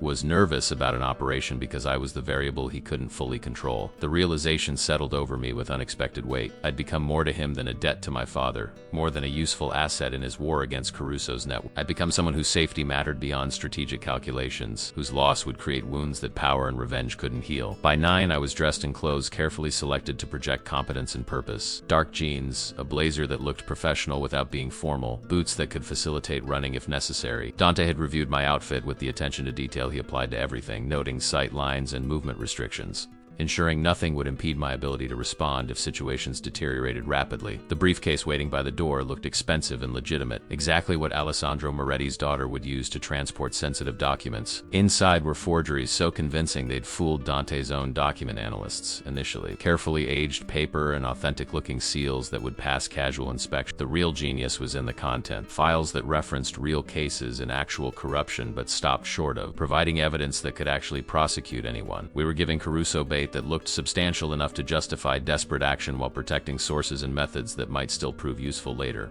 Remember, Dante said as we reviewed the plan one final time, Marcus Goldman's office is completely secure, cameras covering every angle, conversations recorded through multiple redundant systems. Caruso's surveillance will follow you there. See you meeting with your father's attorney, observe you leaving with the briefcase. They'll assume you've collected what they've been demanding, and then they'll come for it. Yes, probably within hours of you returning to your apartment. They'll want to seize the documents before you can share them with anyone else, before their window of opportunity closes. That's when we'll have them documented attempts to steal evidence, involvement of corrupted officials they'll need to call for support. The entire network exposed through their own desperate act. The plan was sound, but plans had a way of deteriorating when confronted with reality's complication. I could see the concern in Dante's dark eyes, the calculation of risks versus rewards, the internal war between completing the operation and keeping me safe. He'd positioned security throughout the route I'd travel, backup teams ready to respond within seconds, medical personnel on standby in case worst-case scenarios materialized. But ultimately, I'd be alone in that apartment when Caruso came, vulnerable in ways that even extensive preparation couldn't fully mitigate. "I'll be fine," I said, with more confidence than I felt. "Your security is exceptional, the plan is solid, and I know exactly what role I need to play. This is what we've been building toward for weeks." His hand found my face, that gesture of connection we'd developed in the quiet spaces between operational planning and personal revelation. "I know you're capable. That's not what concerns. What concerns me is that capability might make you take risks I haven't anticipated. That your desire to finish your father's work might override self-preservation instincts that should keep you alive. Then trust that I want to survive this, that I have reasons beyond justice to make it through today intact." The admission hung between us, honest and vulnerable. His expression softened, and for just a moment, the criminal mastermind disappeared, replaced by a man who'd found something worth protecting beyond his empire and reputation. "When this is over," he said quietly, "when Caruso is neutralized and you're safe, I'm taking you somewhere far from all of this. Somewhere we can have those conversations without tactical considerations and threat assessments. Somewhere I can be just Dante, not the head of a crime family, and you can be just Isabella, not your father's daughter finishing his crusade. I'd like that, though I suspect neither of us knows how to be just ourselves anymore. We've both been defined by our roles too long to remember what existed underneath. Then we'll figure it out together." The drive to Marcus Goldman's office was choreographed with precision that would have impressed military planners. Dante's driver took routes designed to be followed, making turns obvious enough that Caruso's surveillance could maintain visual contact without revealing their presence. I sat in the backseat watching the city pass, cataloging details that might prove relevant later, playing the role of grieving daughter collecting her father's effects while actually serving as bait in an operation that would either destroy Caruso's network or get me killed in the attempt. Goldman's office occupied the 32nd floor of a downtown high-rise, all glass and steel and expensive views that spoke of success in legal fields where ethics were flexible enough to accommodate powerful clients. He'd been Dad's attorney for 15 years, handling estate planning and personal matters while remaining carefully separate from the professional work that ultimately destroyed him. Their relationship had been cordial but distant, professional respect without deep friendship, which made him perfect for today's performance. "Miss Moretti," Goldman said, standing to greet me with practiced sympathy, "I'm so sorry for your loss. Alessandro was a remarkable man who deserved better than the treatment he received in his final years." The script was simple, designed to be overheard by surveillance equipment Caruso had likely planted throughout the building. We discussed Dad's estate with appropriate solemnity, Goldman producing documents that referenced sealed materials held in secure storage, items Alessandro had left with instructions they be given to his daughter should anything happen to him. The briefcase changed hands with ceremonial significance, Goldman's expression suggesting he understood this contained materials of tremendous importance and sensitivity. "Your father wanted you to have these," Goldman said, his voice carrying appropriate gravity. "He believed strongly that truth should prevail, regardless of personal cost. I trust you'll honor his wishes in whatever way seems most appropriate." "I will. Thank you for safeguarding these materials and for being someone my father could trust during difficult time." The meeting lasted exactly 20 minutes. Long enough to seem legitimate, but short enough to suggest urgency. When I emerged into the hallway carrying the briefcase, I felt the weight of invisible eyes tracking my movement. Caruso's people updating their surveillance reports, confirming I'd collected exactly what they'd been demanding I produce. The trap was set, and now we waited for them to spring it. The apartment felt different when I returned, charged with anticipation that made every shadow seem threatening and every sound potentially hostile. Dante's security personnel had positioned themselves throughout the building and surrounding area, invisible to casual observation but ready to respond within seconds if situations deteriorated. I was alone but not truly alone, protected by layers of defense I couldn't see but had to trust existed. Hours passed with excruciating slowness. I made coffee, pretended to review the documents in the briefcase, maintained the fiction of normal activity while actually serving as bait, waiting for predators to strike. right. Every car that passed on the street below made my heart race. Every footstep in the hallway triggered adrenaline responses I had to consciously suppress. This was psychological warfare at its most personal. The knowledge that danger was coming but not knowing exactly when or how it would manifest. The attack came at dusk, that liminal space between day and night when visibility decreased and response times lengthened. I heard them before I saw them, footsteps too heavy to belong to other tenants, moving with purpose toward my door. The knock was perfunctory, barely pausing before the door exploded inward, lock shattered by someone who'd done this hundreds of times before. Marcus Benedetto entered first, flanked by two other men whose faces I recognized from Dante's files. Career criminals with extensive records, people whose presence would make any claims of legitimate business impossible to maintain. They moved through my apartment with practiced efficiency, securing rooms and checking for threats with military precision that suggested extensive training. Miss Moretti, Benedetto said, his soft voice at odds with the violence he'd just committed. I believe you have something that belongs to Miss Caruso. If you cooperate, this can be a simple exchange. If you resist, well, accidents happen to young women living alone in the city. The briefcase was on the coffee table where I'd left bait too obvious to be missed. Benedetto moved toward it with predatory anticipation, clearly believing this would be simple acquisition of materials they'd been seeking for weeks. But the moment his hand touched the case, Dante's voice filled the apartment through speakers I hadn't known existed. Marcus Benedetto, you're under arrest for breaking and entering, assault, and attempted theft of evidence in a federal investigation. The FBI has this building surrounded. Surrender peacefully, and you might live to see trial. Benedetto's expression transformed from satisfaction to rage in the space between heartbeats. His hand moved toward the weapon holstered beneath his jacket, but before he could draw, my apartment door exploded inward again, this time admitting federal agents in tactical gear who'd been positioned in the hallway waiting for exactly this moment. The two men with Benedetto tried to resist, reaching for their own weapons, but they were overwhelmed within seconds by agents whose training and equipment far surpassed anything street criminals could match. I stood frozen against the far wall, watching my apartment transform into a tactical operations scene, trying to process the shift from bait to witness to survivor. Dante had coordinated with federal authorities, something he'd never mentioned during our planning sessions, creating a conclusion that would legitimize our evidence while keeping me safe from Caruso's inevitable retaliation. The FBI would have documentation of everything we'd gathered, but their involvement meant prosecution would happen through official channels with institutional backing that Caruso's corrupted allies couldn't easily subvert. Benedetto was forced to his knees, hands secured behind his back with practiced efficiency. As agents read him his rights, his eyes found mine across the chaos of my violated apartment. You have no idea what you've started, he said, his soft voice carrying promise of violence that made my blood run cold. This doesn't end here, Miss Moretti, not by a long way, but the agent securing him just smiled, an expression that suggested he'd heard similar threats thousands of times from criminals who thought they were more dangerous than the system pursuing them. Actually, it does end here. Your boss's network is collapsing as we speak. Judges, prosecutors, police officers, all being arrested simultaneously based on evidence Miss Moretti and her associates provided. By tomorrow morning, Vincent Caruso won't have any allies left to threaten anyone. The systematic takedown was unfolding across the city while I stood in my ruined apartment watching the pieces fall. Dante had orchestrated something far more complex than I'd understood, coordinating with federal authorities to strike at every level of Caruso's network simultaneously, ensuring none of them could warn others or destroy evidence before arrests were executed. My role as bait had been important, but it was only one element in a much larger operation that had probably been planned for months before I'd ever collapsed at my father's grave. The FBI's debriefing lasted 6 hours. Federal agents meticulously documenting every contact I'd had with Caruso's network, every threat delivered, every violation of my safety and privacy. They treated me with professional courtesy that bordered on reverence, like I was some kind of hero rather than a grief-stricken daughter who'd stumbled into an operation far beyond her understanding. Special Agent Rebecca Morrison led the questioning, a woman in her 40s with sharp eyes that missed nothing and a demeanor that suggested she'd spent decades navigating the complexities of organized crime prosecution. You understand, Miss Moretti, that your testimony will be crucial to prosecuting not just Marcus Benedetto and Vincent Caruso, but the entire network of corrupted officials who enabled their operations. Morrison's voice carried the weight of someone who'd seen too many cases collapse because witnesses recanted or disappeared.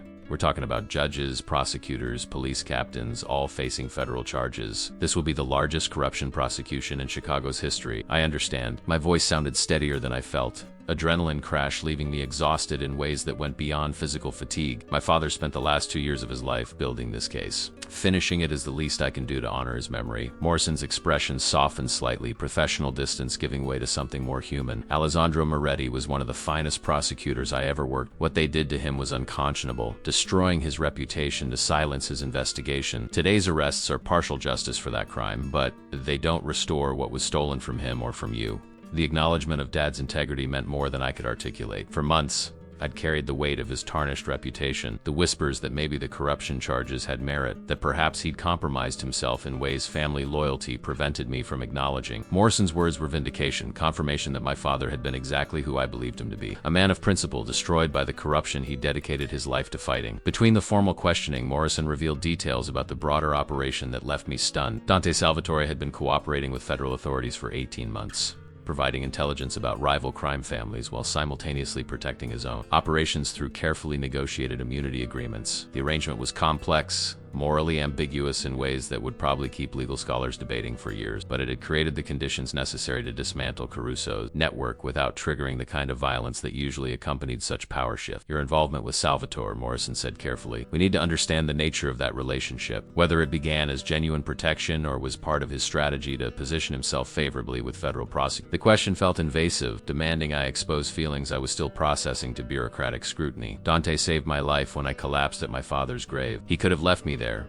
could have let Caruso's people take me. Instead, he brought me to his home, protected me, and gave me the opportunity to finish what my father started. Whatever his motivations were initially, they became genuine over time. Morrison studied me with the kind of assessment I'd learned to recognize, reading micro-expressions and behavioral tells the way I'd been trained to. You care about him, beyond gratitude or professional alliance. Yes, I admitted, too exhausted to maintain deceptions. I care about him in ways that probably make me naive or compromised or both, but that doesn't change the validity of the evidence we gathered or the legitimacy of today's arrests. No, it doesn't. But it does complicate your future, Miss Moretti. Dante Salvatore remains the head of a criminal enterprise, even if he's been cooperating with federal authorities. Maintaining a relationship with him means accepting moral compromises most people aren't equipped to manage. I'd advise careful consideration of what kind of life you want before making permanent commitments to someone whose world operates by fundamentally different rules than civilian society. The warning was well-intentioned but unnecessary. I'd already spent weeks contemplating exactly those questions, weighing my growing feelings for Dante against the reality of who he was and what he did. There were no easy answers, no path that didn't require accepting uncomfortable truths about justice and morality and the distance between legal and right. By the time they released me, dawn was breaking over the city, painting the sky in shades of pink and gold that felt inappropriately beautiful given the night's events. Dante waited in the FBI building's lobby, somehow managing to look elegant despite having clearly been awake for 24 hours straight. His expression when he saw me carried relief so profound it bordered on vulnerability. The careful control he usually maintained cracking just enough to reveal the fear he'd been suppressing. "You're safe," he said, and it wasn't a question but a confirmation, as if speaking the words made them more real. When Benedetto's hand moved toward his weapon, I thought, he pulled me into an embrace that felt desperate and grateful in equal measure. His arms were solid around me, grounding me in physical reality after hours of reliving traumatic events through federal questions. I let myself lean into his strength, accepting comfort I hadn't realized I needed until it was offered. "It's over," I whispered against his chest. "Caruso's network is destroyed. My father's investigation is vindicated, and I'm still alive. We won. We survived," Dante corrected gently. "Victory will be determined by what happens in courtrooms over the next several months. Whether the prosecutions stick and the corruption is truly rooted out or simply displaced to different people using more careful methods." The pragmatism was characteristic, refusing to celebrate prematurely or assume success before verification. But standing there in his arms while early morning light filtered through the building's windows, I allowed myself a moment of satisfaction. We'd accomplished what Dad had died trying to do, exposed corruption that had operated with impunity for years, and created accountability where none had existed before. Whatever happened next, that achievement couldn't be diminished or undone. The drive back to Dante's estate felt surreal, exhaustion and adrenaline crash making everything slightly dreamlike. The city passed outside the car windows, oblivious to the night's drama. People beginning their morning routines without awareness that significant power structures had shifted beneath their feet. How many of them knew that judges who'd presided over their cases were corrupt, that police officers they trusted were on organized crime payrolls, that the system they believed protected them had been compromised in ways that made justice arbitrary and contingent? Maria had breakfast waiting when we arrived, her efficiency suggesting she'd been monitoring the situation throughout the night and had timed preparation to coincide with our return. She said nothing about my disheveled appearance or the obvious exhaustion marking both our faces. Simply served food and coffee with her usual competence before disappearing to give us privacy. "I need to sleep," I said, the words barely making it past my lips before a yawn interrupted. "Preferably for about 3 days straight." Dante's smile was tired but genuine. "The guest room is ready," or his hesitation was uncharacteristic, "for you could stay with me. No expectations or obligations, just the comfort of not being alone after everything you've experienced." The offer was intimate in ways that went beyond physical proximity, suggesting a vulnerability we'd both been been carefully avoiding despite the growing connection between us. I should have chosen the guest room, maintained appropriate boundaries while we processed recent events and determined what came next. Instead, I found myself nodding, accepting the invitation because being alone felt impossible after the night's intense. Dante's bedroom was surprisingly understated for someone of his wealth and position, decorated in soothing neutrals with minimal personal touch. The bed was enormous, probably custom-made to accommodate his height, with sheets that felt like silk against my exhausted body. He settled beside me with careful distance, close enough that I could feel his warmth, but not so close as to presume intimacy I might not want. "Thank you," I said quietly, "for keeping me safe, for finishing what my father started, for giving me purpose when I had nothing except grief and anger." His hand found mine in the space between us, fingers intertwining with familiar comfort. "Thank you for trusting me despite every reason you had not to, for being brave enough to become bait when most people would have fled, for finishing Alessandro's work and proving that his death meant something." Sleep claimed me before I could respond, exhaustion finally overwhelming the adrenaline that had sustained me through the operation and subsequent questioning. But even in sleep, I remained aware of Dante's presence beside me, solid and protective, a anchor in darkness that had consumed too much of my life over recent months. I woke to afternoon sunlight and the sound of Dante's voice speaking quiet Italian in the next room, conducting business despite the night's chaos. My body ached in ways that suggested I'd been holding tension for weeks and had finally released it. Muscles protesting movement after hours of immobility. But the psychological weight that had pressed down on me since Dad's death felt lighter, as if finishing his work had given me permission to begin processing grief, without the overlay of unfinished business demanding attention. Maria appeared with fresh clothes, somehow having acquired items in my size that suggested this had been planned rather than improvised. Salvatore asked me to inform you that the first wave of prosecutions will begin tomorrow morning. Several defendants are already negotiating plea agreements in exchange for testimony against higher-level conspirators. The federal prosecutor believes this will become the template for anti-corruption efforts nationwide. The news should have brought satisfaction, but instead I felt oddly empty. The mission that had consumed my life for weeks was complete, and I had no idea what came next. Return to law school and finish the degree Dad had wanted me to earn. Stay in Chicago, where his memory haunted every familiar street. Try to build some kind of life with Dante, despite the moral complications Morrison had warned about. I found Dante in his study, reviewing reports that probably contained information I didn't want to know about. He looked up when I entered, and something in his expression suggested he'd been thinking about similar questions, contemplating futures that seemed impossible to navigate but equally impossible to abandon. "The FBI wants me to testify before a grand jury next week," I said, settling into the chair that had become familiar over recent weeks. "Morrison thinks my testimony about the direct threats and break-in will be crucial for establishing the conspiracy charges. You'll be excellent. Your ability to articulate events clearly while maintaining emotional credibility will make you the prosecution's strongest witness. And after that, after the trials are concluded and Caruso's network is definitively dismantled, what happens to us, Dante?" His expression carried the weight of questions he'd clearly been avoiding. "That depends on what you want, Isabella. I can offer you protection, security, resources to build whatever life you choose, but I can't offer you normal. My world doesn't allow for suburban houses and predictable routines. There will always be threats, always be complication, always be moral compromises that most people never face. I didn't survive the past months to settle for normal. I want something real, even if it's complicated. Even if it means accepting that the man I care about operates in moral gray areas that would horrify most people." His smile was genuine, unguarded in ways I'd rarely witnessed. "Then we build something real together, whatever that looks like. We figure out how a prosecutor's daughter and a crime boss create a life that honors both their principles and their pragmatic understanding of how power actually operates." The path forward wasn't clear, but for the first time since collapsing at Dad's grave, I felt like I had a future worth building toward rather than just a past worth mourning. 6 months transformed everything while somehow changing nothing at all. The trials proceeded with the methodical precision of federal prosecution backed by overwhelming evidence, each conviction building on the previous until Caruso's entire network collapsed under the weight of its own corruption. I testified 4 times, each appearance requiring me to relive the threats and violations while maintaining the composure necessary for credible witness testimony. The defense attorneys tried to discredit me, suggested I was somehow complicit in my father's supposed corruption or that my relationship with Dante Salvatore compromised my reliability. But the recordings and documentation were irrefutable, transforming their attacks into desperate theater that convinced no one. Vincent Caruso himself took a plea agreement rather than face trial. accepting 25 years in federal prison in exchange for testimony against the judges and prosecutors who'd protected his operations. Watching him in court, diminished by an orange jumpsuit and the loss of power he'd wielded for decades, I felt satisfaction that was almost physical. This man had destroyed my father, had threatened my life, had corrupted institutions meant to protect citizens from exactly his kind of predatory criminality. His imprisonment was justice, imperfect and incomplete, but meaningful nonetheless. Marcus Benedetto refused to cooperate, maintaining the code of silence that governed his world even when it guaranteed a life sentence. His loyalty to principles I found abhorrent was almost admirable in its absoluteness, suggesting that even in criminal enterprises there were men who valued honor over self-preservation. Dante respected this about him, even as Benedetto's refusal to testify meant he'd die in prison. There were rules, codes that transcended individual survival, and Benedetto's adherence to them elevated him above the corrupted officials who'd betrayed their oaths the moment it became profitable. My return to Northwestern felt surreal, walking the same paths and sitting in the same classrooms as if the past year hadn't fundamentally altered who I was. But my classmates treated me differently now, some with awe,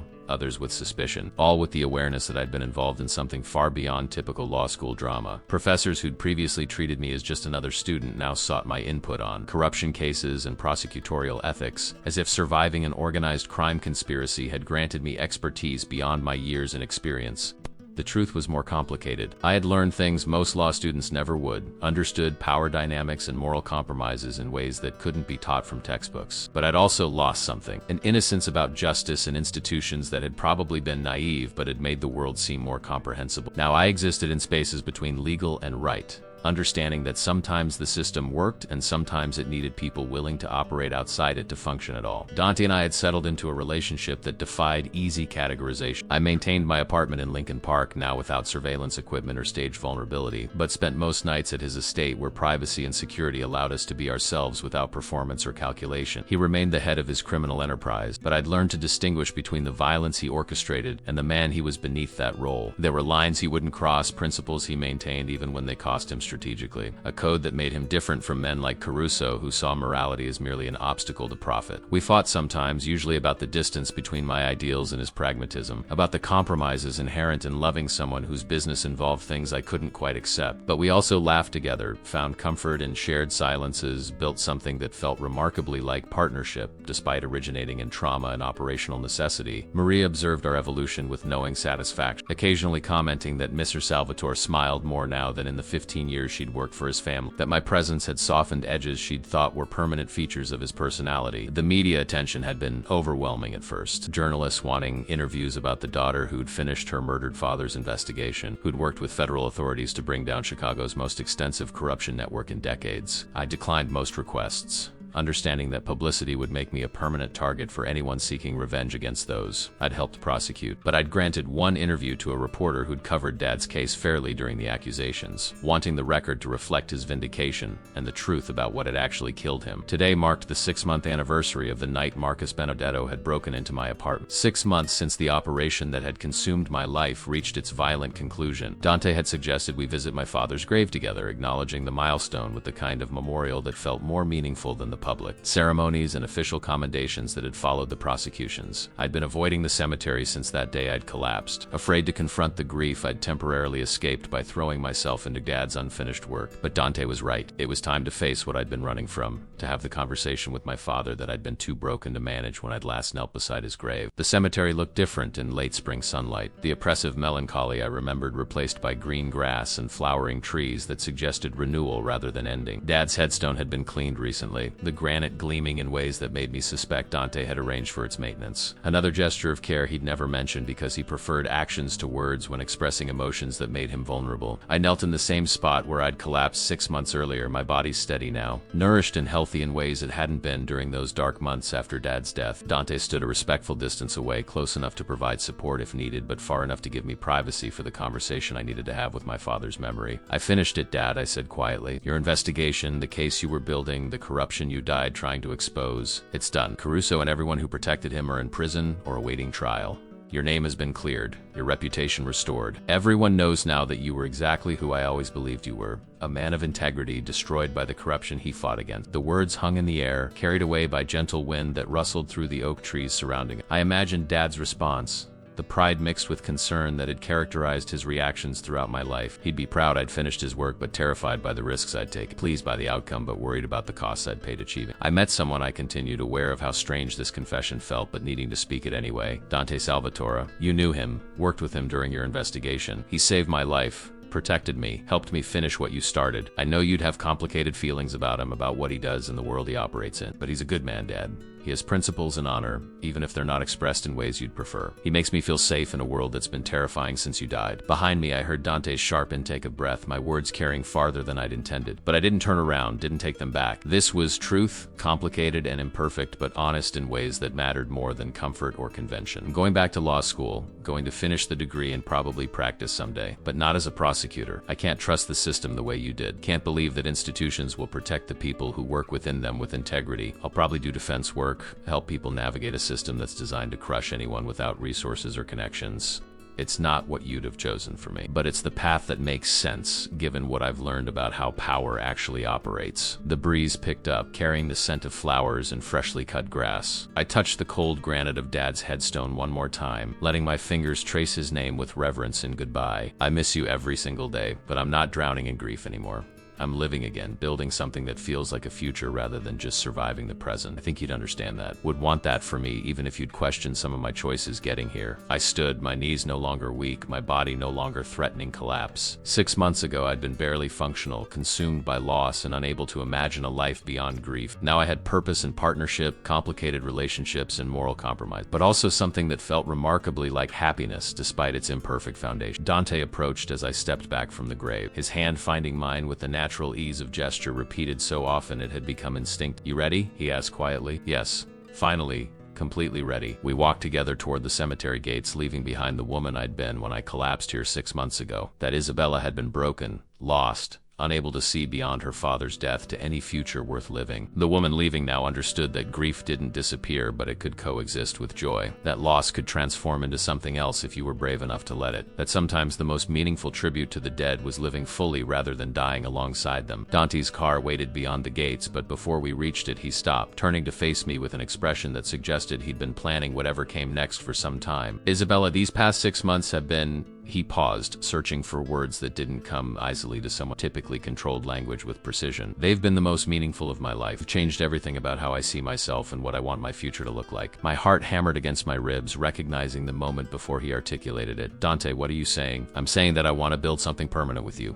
Not just a relationship that exists in spaces between your world and mine, but something real and lasting. I know the obstacles, understand the complications better than anyone, but I also know that what we have is rare enough to be worth fighting for, worth making compromises and sacrifices to protect. He reached into his jacket pocket, withdrawing a small velvet box that made my breath catch. This was my mother's, he said, opening it to reveal a ring that was beautiful in its understated elegance. A single diamond surrounded by smaller stones in a setting that looked antique. She wore it for 23 years before she died, and my father never recovered from losing her. I want that kind of partnership, Isabella. The kind where losing the other person would be a wound that never heals. I want that with you. The proposal hung between us, weighted with significance that went beyond typical romantic gestures. Dante Salvatore, the controlled criminal mastermind who trusted no one completely, was offering me something he'd probably never offered anyone. Complete vulnerability, absolute commitment, the kind of partnership that would mean making me an integral part of his world, with all the dangers and complications that implied. Yes, I said, the word emerging before conscious thought could complicate it with analysis and caution. Yes, I'll marry you.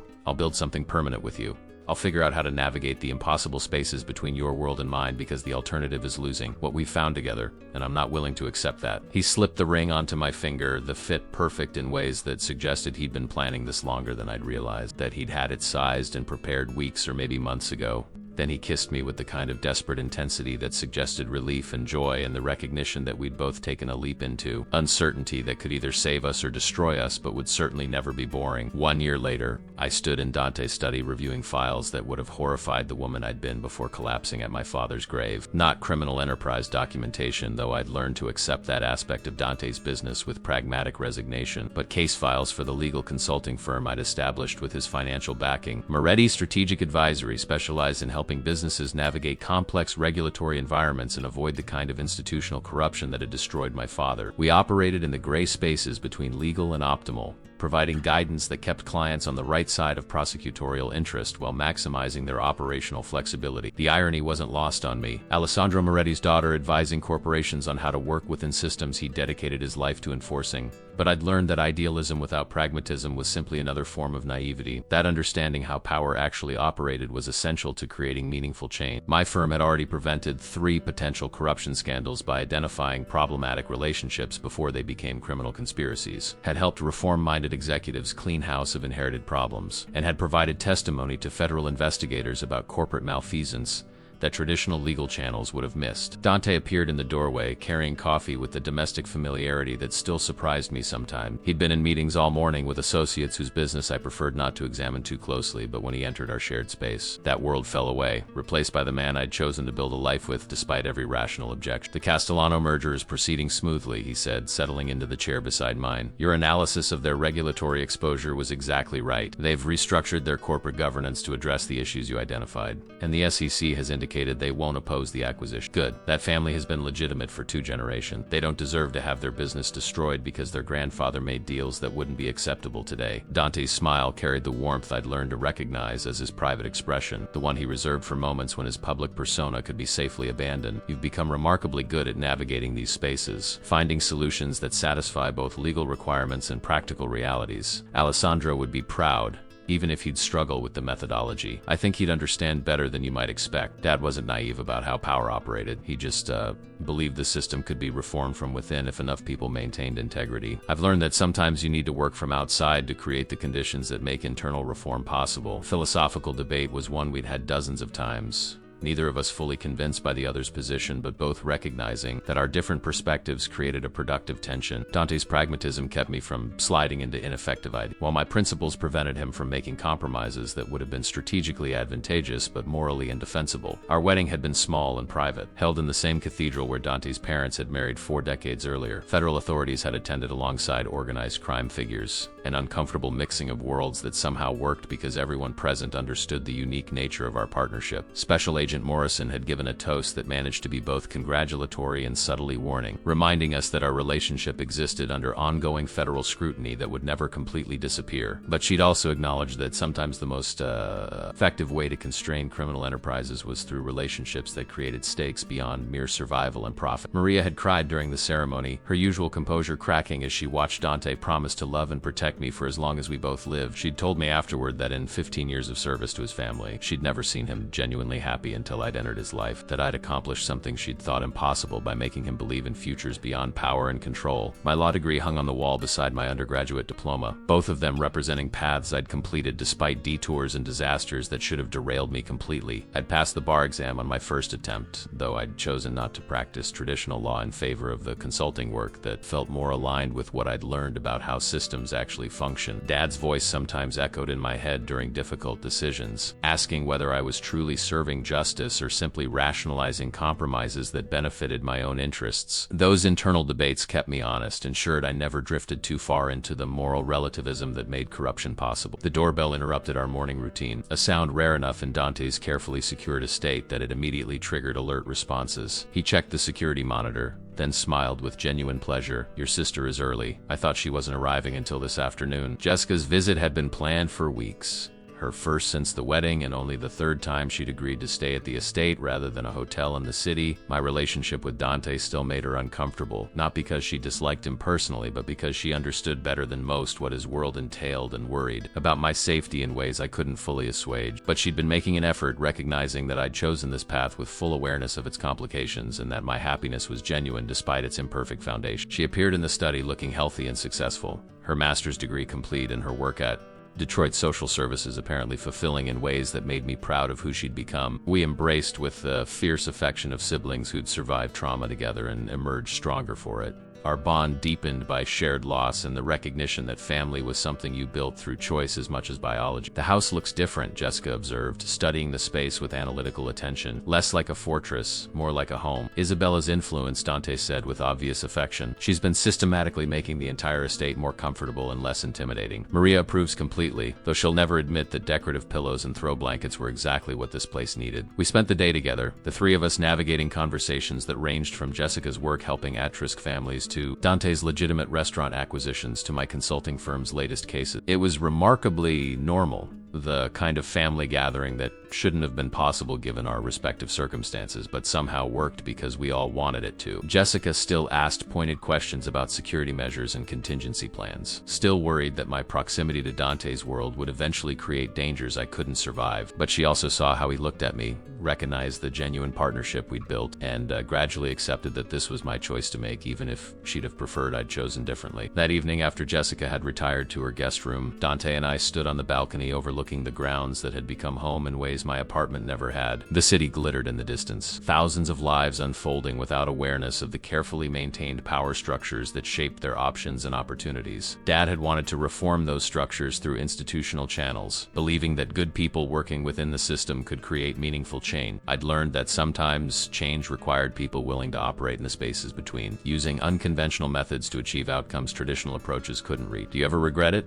Dante asked quietly. Choosing this life, accepting the compromises it requires, being with someone whose business involves things you can't fully condone? Every day, I admitted, then smiled at his surprised expression. Every single day I question whether I've made the right choices, whether I'm honoring my father's memory or betraying everything he believed in. But then I remember that Dad's absolute faith in institutions got him killed, that sometimes pragmatism is just another word for survival, that the perfect is the enemy of the good. And I'd rather live with complicated questions in a relationship that challenges me than die with moral certainty intact, but nothing accomplished. You make me think harder about my principles, force me to defend my ideals against real-world constraints. That's uncomfortable but valuable. It's kept me honest in ways that pure idealism never could. His arm settled around my shoulders, pulling me against his side with casual affection that had become natural over months of cohabitation. I love you, Isabella Moretti Salvatore. Your father would have hated me, but I think he'd understand why you chose this path. He raised someone who believes in justice fiercely enough to find unconventional ways to pursue it. The name still felt strange sometimes, that hyphenation representing the merger of two worlds that shouldn't have been compatible but somehow were. I was my father's daughter and Dante's wife, carrying both legacies forward in ways that honored their different visions of how power should operate. It was messy and complicated and would probably never resolve into simple answers, but it was real and meaningful and entirely mine. We stood together watching the city lights until darkness deepened around us, two people from incompatible worlds who'd found something worth fighting for in each other. Dad's investigation had brought us together.